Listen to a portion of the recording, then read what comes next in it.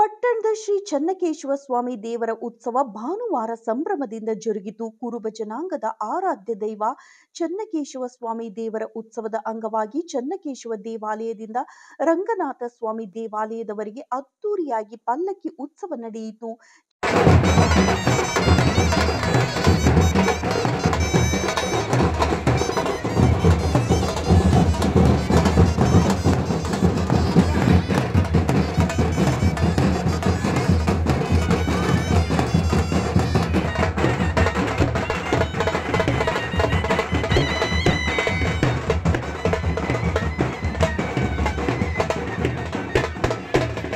ಚನ್ನಕೇಶವ ದೇವರ ಕುಲದೇವರಾಗಿ ಹೊಂದಿರುವ ಜಿಲ್ಲೆಯ ನೇರಲಗುಂಟೆ, ಗೌಡಗೆರೆ, ಕೊಂಡ್ಲಹಳ್ಳಿ, ಕೋನಸಾಗರ ಸೇರಿದಂತೆ ಜಿಲ್ಲೆಯ ನಾನಾ ಗ್ರಾಮಗಳಿಂದ ಸಾವಿರಾರು ಸಂಖ್ಯೆಯಲ್ಲಿ ಭಕ್ತರು ಪಲ್ಲಕ್ಕಿ ಉತ್ಸವದಲ್ಲಿ ಭಾಗವಹಿಸಿದ್ದರು.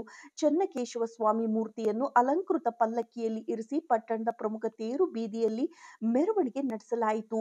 ಭಾನುವಾರ ಮಧ್ಯಾಹ್ನ 3 ಗಂಟೆಗೆ ಚನ್ನಕೇಶವ ಸ್ವಾಮಿ ದೇವರ ಉತ್ಸವ ದೇವಾಲಯದಿಂದ ಹೊರಟು ಮೆರವಣಿಗೆ ತೇರು ಬೀದಿ ಮೂಲಕ ಮರಡಿ ರಂಗನಾಥ ಸ್ವಾಮಿ ದೇವಾಲಯ ತಲುಪಿತು.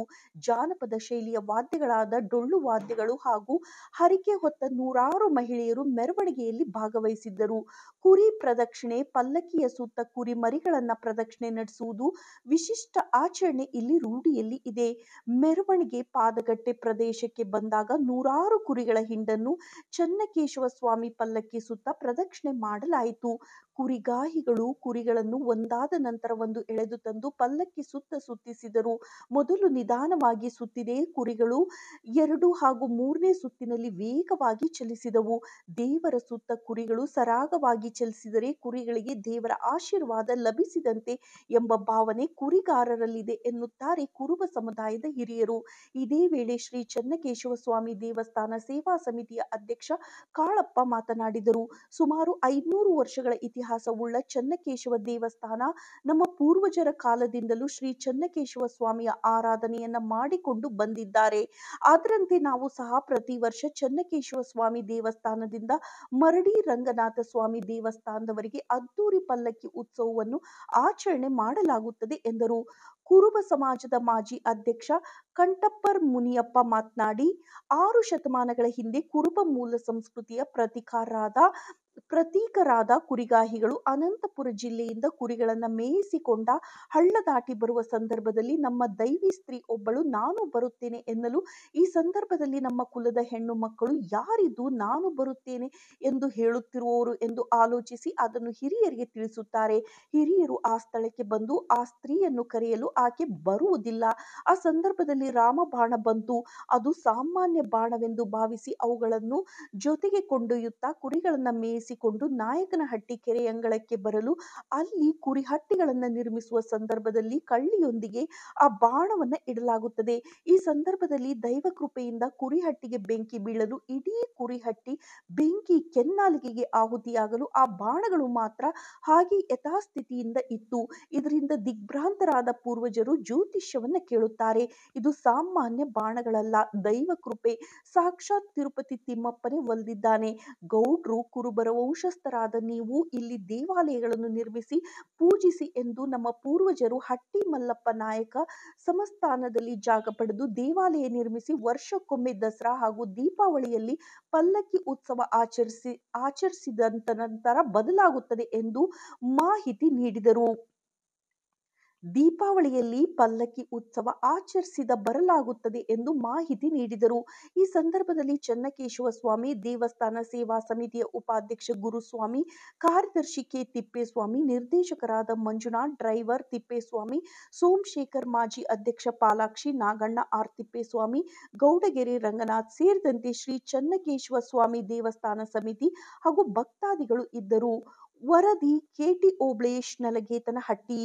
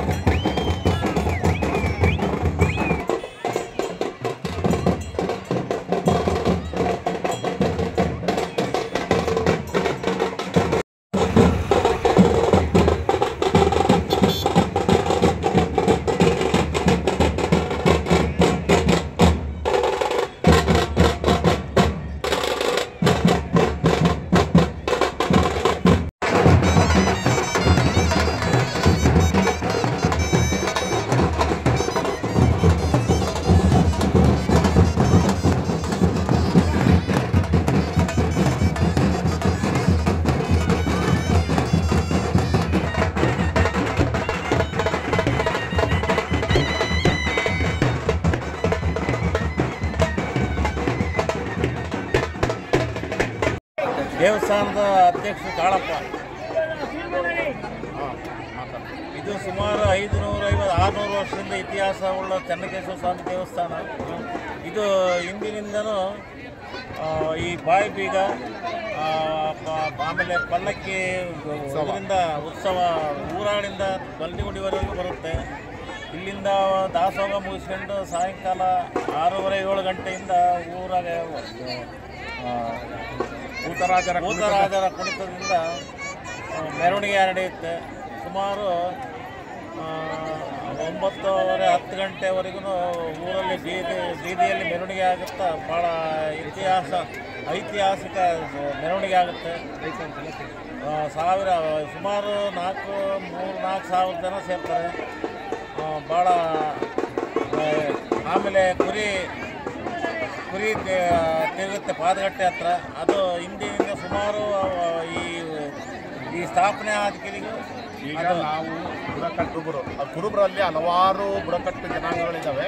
ಅದರಲ್ಲಿ ನಾವು ಗೌಡನ ಕುರುಬರು ನಾವು ಆಂಧ್ರ ಮೂಲದಿಂದ ನಮ್ಮ ತಾತ ಮುತ್ತಾತ ಇದಕ್ಕೆ ಸುಮಾರು 500-600 ವರ್ಷಗಳಿಂದ ಕುರಿಗಾಯಿಗಳನ್ನು ಮೇಯಿಸ್ಕೊಂಡು ಈ ದಿಬ್ಬಕ್ಕೆ ಬಂದಾಗ ಅನೇಕ ಕುರಿಗಳ ರೋಗ ರುಜಿನೆಯಿಂದ ಸತ್ತಾಗ ಚೆನ್ನಕೇಶವ ಸ್ವಾಮಿ ಒಂದು ಒಡಮೂಡಿ ಬಂದು ನಮಗೆ ವರ್ಷ ಒಂದು ಹಬ್ಬ ಮಾಡಿರಿ, ನಿಮ್ಮ ದನ ಕರ ಮಕ್ಕಳು ಕುರಿ ಕಟ್ಟು ಎಲ್ಲ ಚೆನ್ನಾಗಿತ್ತು ಅಂತ ಹೇಳ್ಕೊಂಡಾಗ ವರ್ಷಕ್ಕೆ ಒಂದು ಪ್ರತಿಯಾಗಿ ಗೌರಿ ಹುಣ್ಣಿಮೆ ಆಗಿ 3 ದಿನಕ್ಕೆ ನಮ್ಮ ದೀಪಾವಳಿ ಹಬ್ಬ ಭಾಳ ವಿಜೃಂಭಣೆಯಿಂದ ಆಚರಣೆ ಮಾಡ್ತೇವೆ.